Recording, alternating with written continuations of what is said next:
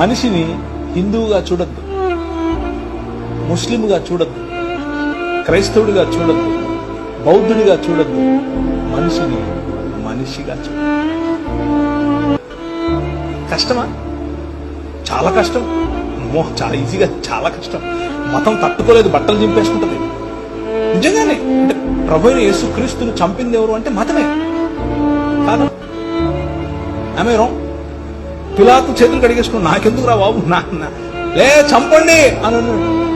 మతం నిజమైన మనిషిని చూస్తే బట్టలు చింపేసుకున్నాడు. ప్రధాన యాజకుడు ఉన్నాడు, యూదుల రాజుకు క్రీస్తు. ఏమి నువ్వు అన్నది? అవును, నువ్వు అన్నట్టే.